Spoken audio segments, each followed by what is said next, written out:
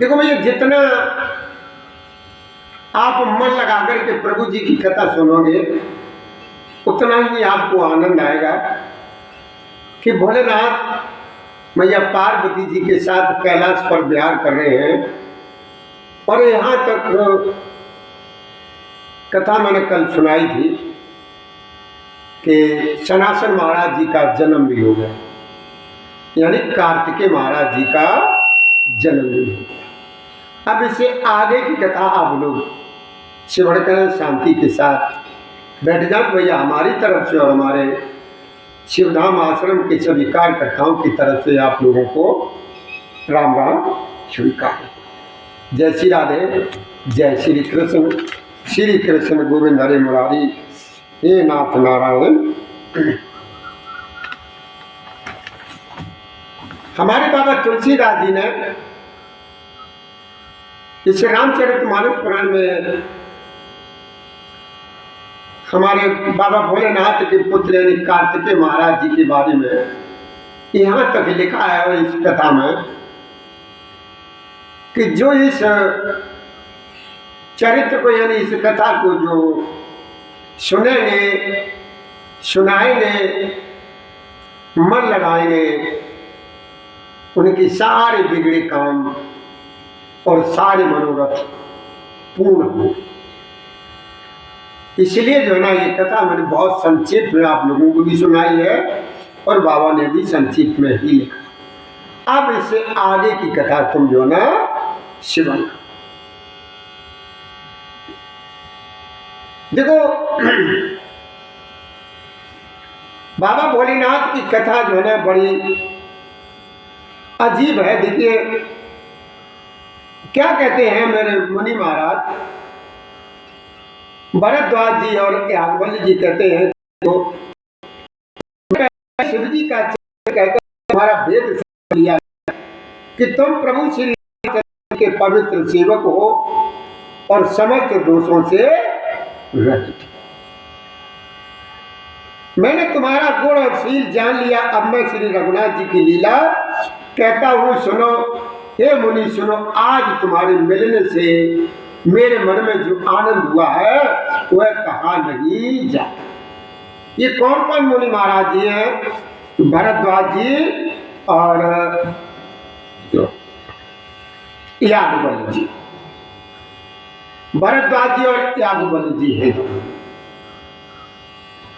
कि हे मुनीश्वर, प्रभु श्री रामचंद्र जी का चरित्र अत्यंत अपार है, जो 100 करोड़ श्रेष्ठ जी भी उस कथा को नहीं कह सकते, तथा जैसा जिस तरीके से और जैसा मैंने सुना है वैसा वाणी के स्वामी प्रेरक और हाथ में धनुष लिए हुए प्रभु श्री रामचंद्र जी का स्मरण करके मैं ये कथा आपको सुना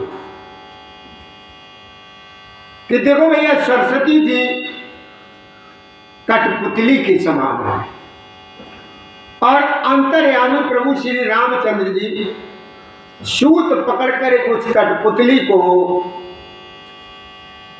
नचाने यानी सूत्राधार है। अपना भक्त जानकर जिस कवि पर वे कृपा करते हैं उसके हृदय रूपी आंगन में सरस्वती को वे नृत्य कराया कर। उन्हीं कृपालु प्रभु श्री राम जी को मैं प्रणाम करता हूं और उन्हीं के निर्मल गुणों की कथा मैं कहता हूं। कैलाश पर्वत में श्रेष्ठ और बहुत ही रमणीय है, जहां शिव पार्वती सदा जो है रहते हैं और निवास करते हैं। अब देखो भैया, सिद्ध तपस्वी योगीगण देवता किन्नर और मुनियों के समूह उस पर्वत पर रहते में सब बड़े पुण्यात्मा हैं। आनंद कंद श्री महादेव जी की सेवा में वो लगे रहते हैं। जो भगवान विष्णु और महादेव जी से विमुख हैं और जिनकी धर्म में बिल्कुल जरा सी भी प्रीत नहीं है, वे लोग सपने में भी वहां नहीं जा सकते हैं। उस पर्वत पर एक बहुत विशाल बरगद का पेड़ खड़ा हुआ है, जो नित्य नवीन और सब समय यानी 6 ऋतुओं में वो सुंदर रहता है। वहां तीनों प्रकार की शीतल, मंद और सुगंध हवा चलती रहती है और उसकी छाया बड़ी ही ठंडी रहती है। वह शिव जी के विश्राम करने का वृक्ष है, जिसे वेदों में गाया है कि एक बार प्रभु श्री शिव जी उस वृक्ष के नीचे गए और उसे देखकर के उनके हृदय में बहुत ही आनंद हुआ, बहुत आनंद हुआ।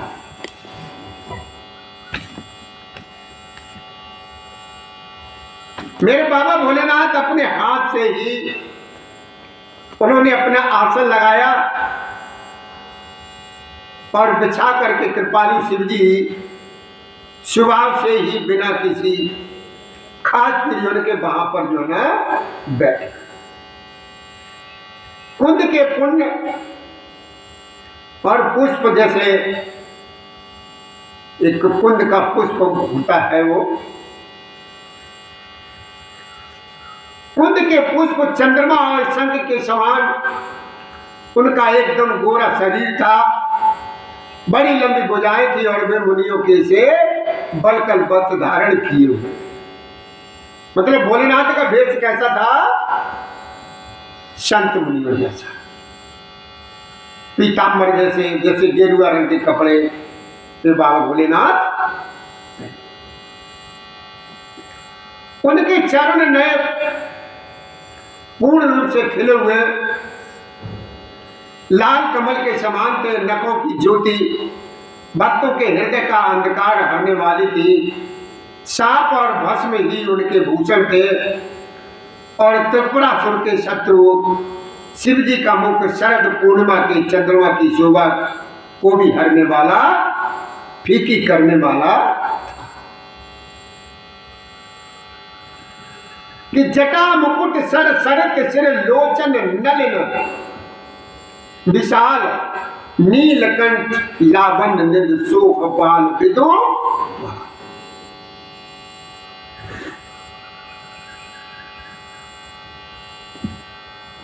देखो, भोलेनाथ के सिर पर जटाओं का मुकुट है और गंगा जी शोभायमान है। कमल के समान बड़े बड़े नेत्र थे, उनका नीलकंठ था और सुंदरता के भंडार थे। उनके मस्तक पर द्वितीय का चंद्रमा विराजमान, बहुत सुशोभित हो रहा। कामदेव के शत्रु शिव जी वहां बैठे हुए ऐसे सुशोभित हो रहे थे, ऐसे मालूम पड़ता था शांत रसी ही शरीर धारण किए हुए बैठा हो। अच्छा मौका जानकर के शिव पत्नी माता पार्वती उनके पास पहुंच गई। भोलेनाथ ने अपनी प्यारी पत्नी जानकर शिव जी ने उनका बहुत आदर सत्कार किया, अपनी बाईं ओर बैठने के आसन दिया। पार्वती जी प्रसन्न होकर शिव जी के पास बैठ गई और उन्हें पिछले जन्म की कथा याद आई। स्वामी के हृदय में अपने ऊपर पहले की अपेक्षा अधिक प्रेम समझकर पार्वती जी हंसकर प्रिय वचन बोली। तो क्या याज्ञवल्क्य जी क्या कहते हैं कि जो कथा सब लोगों का हित करने वाली, उसे ही पार्वती जी सुनना चाहती है, सबका हित करना चाहती है। ऐसी कथा है, सबका हित करने वाली है, उसे ही मां पार्वती जो है पूछना चाहती है। तो मैया पार्वती ने कहा कि हे संसार के स्वामी, हे मेरे विश्वनाथ, हे त्रिपुरासुर का वध करने वाले, आपकी महिमा तीनों लोकों में विख्यात है। चर अचर नाग मनुष्य और देवता सभी आपके चरण कमलों की सेवा कर। बाबा ने लिखा तुलसीदास जी ने कि देखो भैया, क्या लिखा है बाबा ने कि हे प्रभु आप समर्थ सर्वज्ञ और कल्याण स्वरूप है, सब कलाओं और गुणों के निधान है और योग ज्ञान तथा वैराग्य के भंडार है। आपका नाम शरणागतों के लिए कल्प वृक्ष के सम। हे सुख की राशि, यदि आप मुझ पर प्रसन्न है और हकीकत में मुझे अपनी दासी या अपनी सच्ची दासी जानते तो हे प्रभु आप प्रभु श्री राम जी की नाना प्रकार की कथा कहकर के मेरा ज्ञान खत्म कर दीजिए। जिसका घर कल्प वृक्ष के नीचे हो, आगे क्या कहा कि देखो भैया, जिसका घर कल्प वृक्ष के नीचे हो वह भला दरिद्रता से, गरीबी से उत्पन्न दुख को क्या सहेगा। हे शशिभूषण, ये नाथ, हृदय में ऐसा विचार कर मेरी बुद्धि के भारी भ्रम को दूर कर दीजिए। पार्वती जी ने कि हे प्रभु जी परमार्थ तत्व यानी ब्रह्म के ज्ञाता और वक्ता मुनि वे श्री रामचंद्र जी को अनादि ब्रह्म कहते हैं और शेष सरस्वती वेद और प्राण सभी प्रभु श्री राम जी का गुण। और हे कामदेव के शत्रु, आप भी दिन रात आदर पूर्वक बड़े सम्मान के साथ उनका नाम राम राम जपा करते हैं। राम वही अयोध्या के राजा के पुत्र हैं या अजन्मा निर्गुण अगोचर कोई और राम। यदि वे राम पुत्र हैं तो ब्रह्म कैसे हैं, और यदि ब्रह्म है तो स्त्री के विरह में उनकी मति बाबली कैसे हो गई। इधर उनके ऐसे चरित्र देख करके और उधर उनकी महिमा सुन करके मेरी बुद्धि अत्यंत जो है ना चकरा रही है। प्रभु चकरा रही।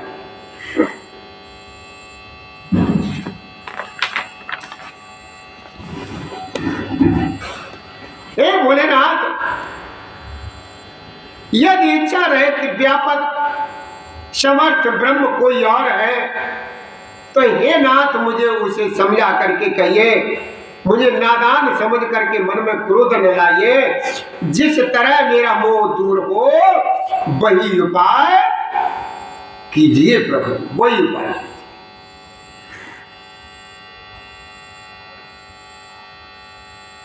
देखो स्वामी, मैंने पिछले जन्म में वन में प्रभु श्री रामचंद्र जी की प्रभुता देखी थी, परंतु अत्यंत भयभीत होने के कारण मैंने ये बात आपको सुनाई नहीं, तो भी मेरे मन को बोध न हुआ। उसका फल मैं अपनी अच्छी तरीके से पा चुकी हूं।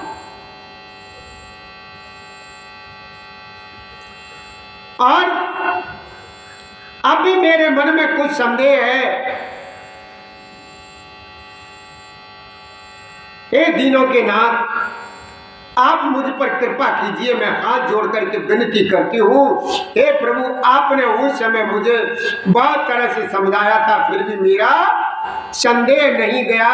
हे नाथ, यह सोच करके मुझ पर जो ना क्रोध न कीजिए प्रभु, क्रोध न। मुझे अब पहले जैसा मोह नहीं है। अब तो मेरे मन में राम कथा सुनने की रुचि है और शेष नाग को अलंकार रूप में धारण करने वाले देवताओं के नाथ आप प्रभु श्री रामचंद्र जी के गुणों की पवित्र कथा हमें श्रवण कराइए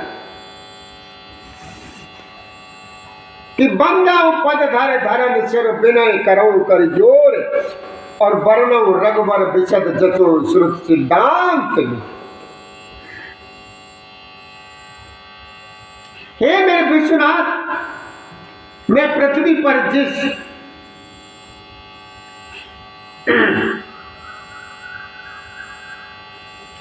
मैं इस पृथ्वी पर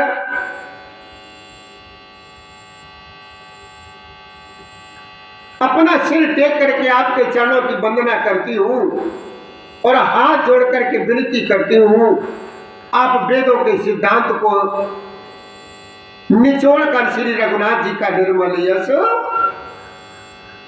वर्णन कीजिए, उनकी लीला सुनाइए, उन्हें किया उनका चरित्र का वर्णन कीजिए। हे मेरे भोलेनाथ, मैं स्त्री होने के कारण मैं उसे सुनने की अधिकारिणी तो नहीं हूं, तथापि मैं मन और वचन और कर्म से आपकी दासी हूं। संत लोग जहां आर्थ अधिकारी पाते हैं, वहां गूढ़ तत्व भी उनसे नहीं छिपाते। हे देवताओं के स्वामी, में बहुत ही आर्थ भाव दीनता से आपसे पूछती हूँ, आप उन पर दया करके प्रभु श्री राम जी की कथा कहिए। पहले तो है कारण विचार करके बतलाइए, जिससे निर्गुण ब्रह्म सगुण रूप धारण करता है।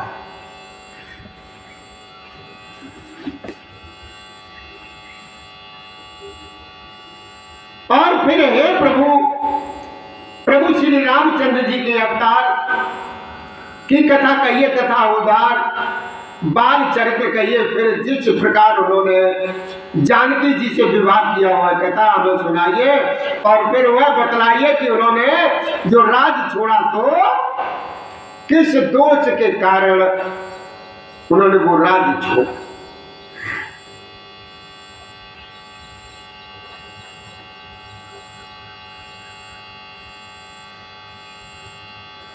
और हे नाथ, फिर उन्होंने वन में रहकर के जो अपार चरित्र किए, जिस तरह रावण को मारा, वह बताइए हमें।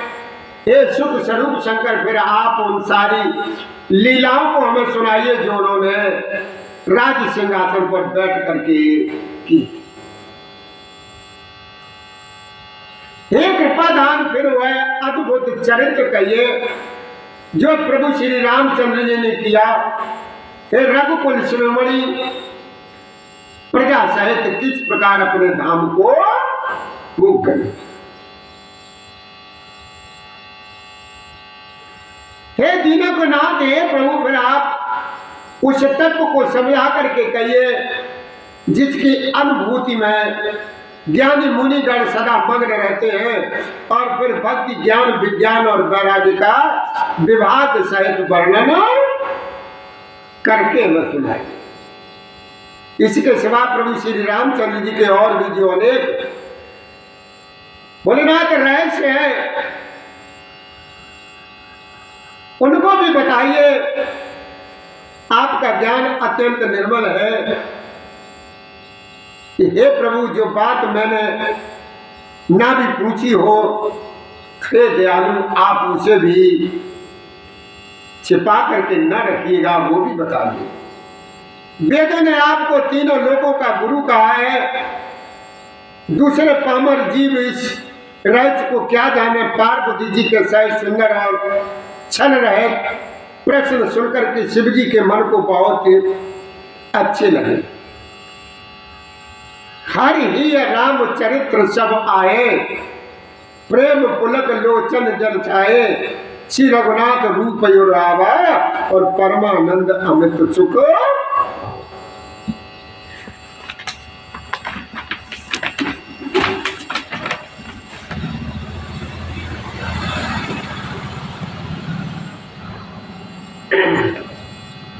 आगे महादेव जी के हृदय में सारे रामचरित्र प्रकट हो गए, यानी आ गए।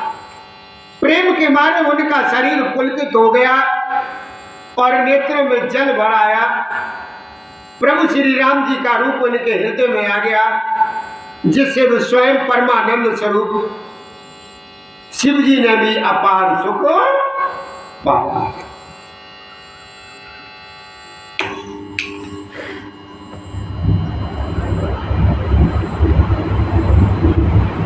मगन ध्यान रस दंड जुग पुन मन बाहिर कीन।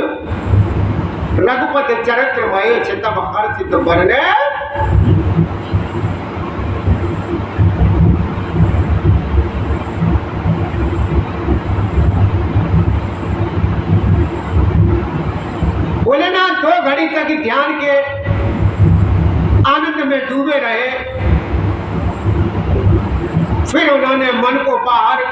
खींचा और तब वे प्रसन्न होकर प्रभु श्री राम जी का चरित्र जो है सुनाने लगे। जिसके बिना जाने झूठ भी सत्य मालूम होता है, जैसे बिना पहचाने रस्सी में सांप का भ्रम हो जाता है, और जिसके जान लेने पर जगत का उसी तरह लोप हो जाता है, जैसे जागने पर स्वप्न का भ्रम चला जाता है। मैं उन्हीं प्रभु श्री रामचंद्र जी के पाद की वंदना करता हूँ, जिनका नाम जपने से सब सिद्धियां और सहजी प्राप्त हो जाती हैं। मंगल के धाम, अमंगल के हरने वाले और श्री दशरथ जी के आंगन में खेलने वाले ये बालू पर प्रभु श्री रामचंद्र जी मुझ पर कृपा करें, कृपा करें, कृपा करें, कृपा करें। बार बार वंदना, बार बार वंदना, हजार बार वंदना, राम जी के चरण कमल में बार बार वंदना, बार बार वंदना, बार बार वंदना, प्रभु जी के कमल में बार बार वंदना।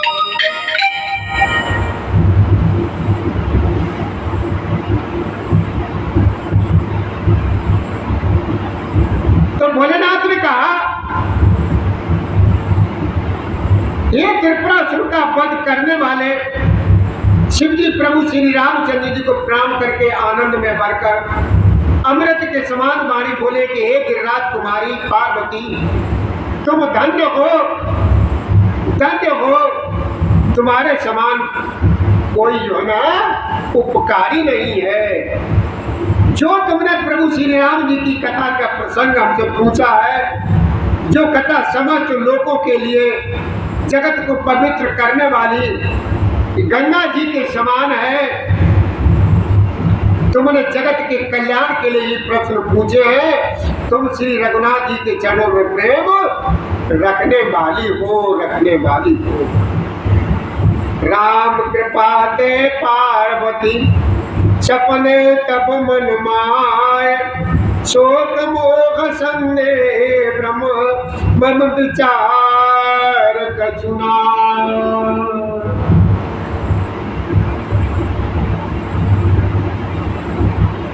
भोलेनाथ ने कहा कि हे पार्वती, हे उमा, मेरे विचार में तब प्रभु श्री रामचंद्र की कृपा जो है ना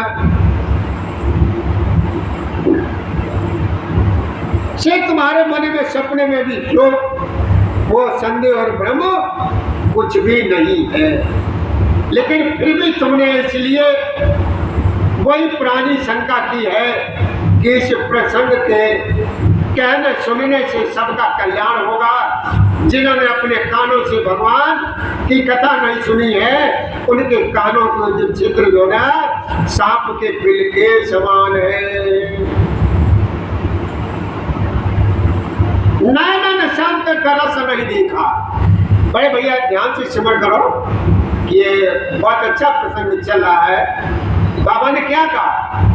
भोलेनाथ ने मैया पार्वती से क्या कहा कि देखो माँ, नैनन संता दरस नहीं देखा, और लोचन मोर पंख कर लेखा, तैसे रकटू तुमर समतूला, और जेन नमत हरिपुर पदूला। देखो माँ, जिन्होंने अपने नेत्र से संतों के दर्शन नहीं किए, दर्शन नहीं किए, उनके वे नेत्र मोर के जय श्री राधे, जय श्री राधे, जय श्री राधे, मोर के पंखों पर दिखने वाली नकली आंखों की गिनती में है। वे सिर कड़वी तूबी के समान है, जो श्री हरि और गुरु के चरण बल नहीं झुके। बाबा ने क्या कहा? आपने मोर का पंख देखा, उसमें एक आंख बनी होती, आंख जैसा देखने में लगता है। जिन्होंने कभी भगवान के दर्शन नहीं किए, संतों के दर्शन नहीं किए, संतों के दर्शन नहीं किए, भगवान के दर्शन तो बड़े समझदार कोई होते हैं। वैसे तो भगवान के दर्शन प्रत्येक दिन हो रहा है, समय हो रहा है। पहले भगवान तो देखिए कितने अक्षरों से भगवान बना और सबके अलग अलग सब उनके अलग अलग। तो देखिए आपको भगवान के दर्शन हो जाए। तो बाबा ने क्या कहा, जिन्होंने अपने नेत्रों से संतों के दर्शन नहीं किए उनके वे नेत्र मोर के पंखों पर दिखने वाली नकली आंखों की गिनती में है। ये सिर कड़वी सर जो है ना, एक लौकिया होती है, लौकिया जिसको चूहा बोलते क्या बोलते हैं, वो चूबी के समान है जो श्री हरि और गुरु के चरण तल पर नहीं। जिन्होंने भगवान की भक्ति को अपने हृदय में स्थान नहीं दिया वे प्राणी जीते हुए मुर्दे के समान है। जो जीव प्रभु श्री रामचंद्र जी के गुणों का गान नहीं करती और मेढक की जीव के समान।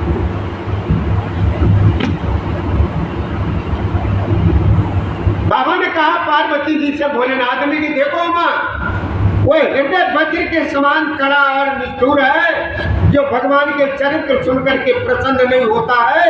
ये पार्वती प्रभु श्री राम जी की लीला सुनो, वो है लीला बहुत अजीब है उनकी लीला सुनो।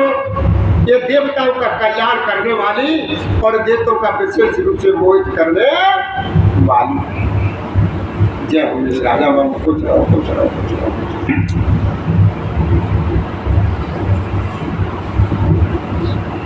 लाइव चल रही है। हाँ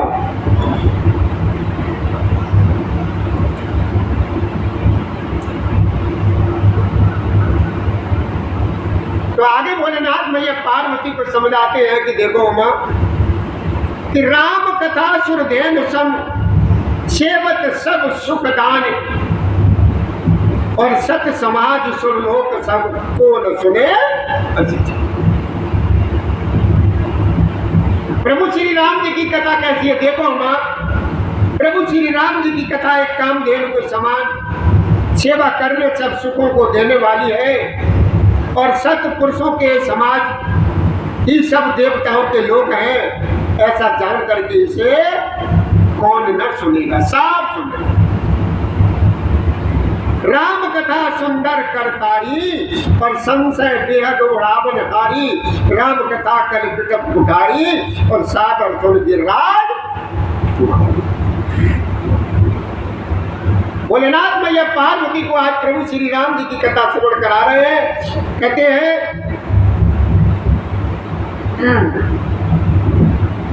कि देखो मैं प्रभु श्री राम जी की कथा हाथ की सुंदर थाली है जो संदेह रूपी पक्षियों को उड़ा देती है।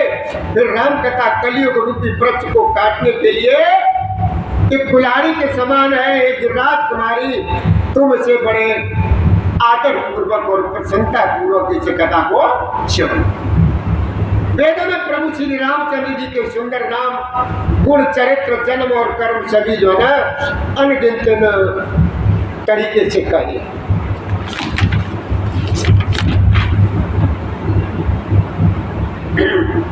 भगवान श्री रामचंद्र जी अनंत है, उसी तरह उनकी कथा कीर्ति और गुण भी अनंत है।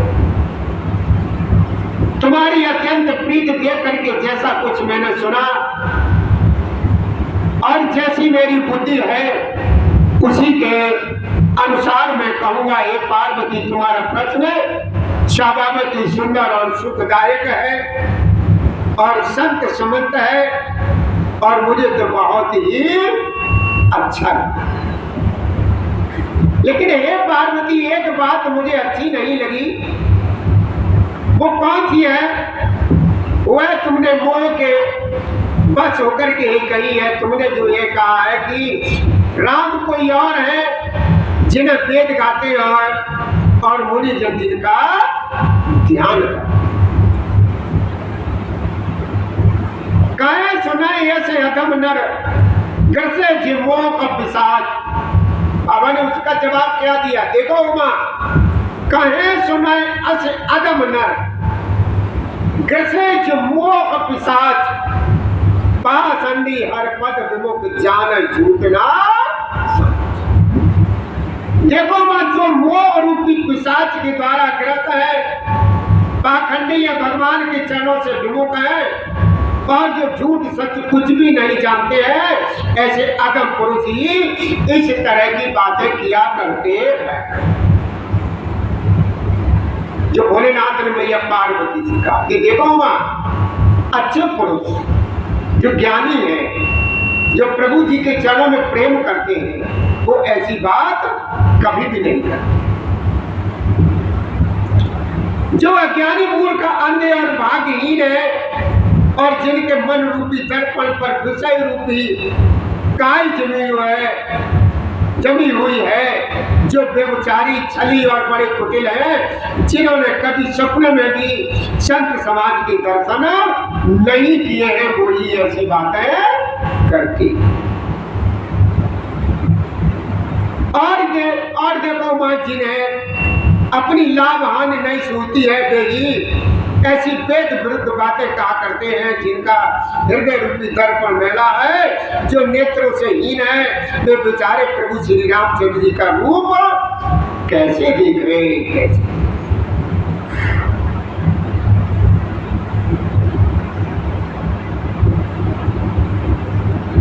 और देखो वहां जिनको निर्गुण सगुण का कुछ भी विवेक नहीं है, जो अनेक मन गणंत बातें बका करते हैं, जो श्री हरि की माया के वश में होकर जगत में जन्म और मृत्यु के चक्कर में भ्रमते फिरते रहते हैं, उनके लिए कुछ भी कह डालना असंभव। और देखो मां जिन्हें वायु का रोग हो, ये तो सभी लोग जानते हैं वायु का रोग क्या होता है, कैसा होता है। जिन्हें वायु का रोग यानी शल्यपात उन्माद आदि हो गया हो, जो भूत के बस में हो और जो नशे में चूर हो, ऐसे लोग विचार करके वचन नहीं बोलते हैं। जिन्होंने मोह रूपी मुद्रा पी रखी है, उनके कहने पर कान नहीं देना चाहिए।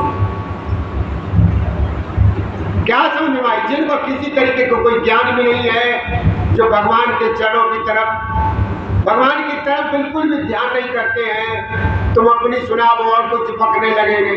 जो नशे में चूर हो, जो पागल हो, जो जिनको मोह माया ने घेरा हुआ हो, उनके सामने ये कुछ नहीं अच्छा लगेगा। तुम सुनाओगे वो दिन क्या सुनाएंगे? तद संशय भज राम पद। भोलेनाथ ने क्या कहा कि देखो मां, तद संशय भज राम पद असन जे हृदय विचार, अब तम रब कर वचन मम सुन दे राय। अपने हृदय में ऐसा विचार कर संदेह को छोड़ दो और प्रभु श्री रामचंद्र जी के चरणों को भजो। ये पार्वती ब्रह्म रूपी अंधकार के नाश करने के लिए सूर्य की किरणों के समान मेरे वचनों को सुनो। अब भैया देखो, हमें 1 मिनट की इजाजत चाहिए भैया। जो हमारे भैया ये श्री बलराम जी हमारे प्रभु जी के लिए हार लेकर के आए हैं, इन फूलों के हारों से अपने भगवान जी को, इष्टों को, सबको जो है सजा दे, पहना दे, अलंकृत कर दे। उसके बाद इस कथा को हम आगे बढ़ाएंगे। तब तक जो है आप प्रभु श्री राम जी की तरफ और भोलेनाथ की तरफ ध्यान देते रहिएगा। जय श्री राधे, जय श्री कृष्ण गोविंद हरे मुरारी, हे नाथ नारायण वासुदेवाय नमः।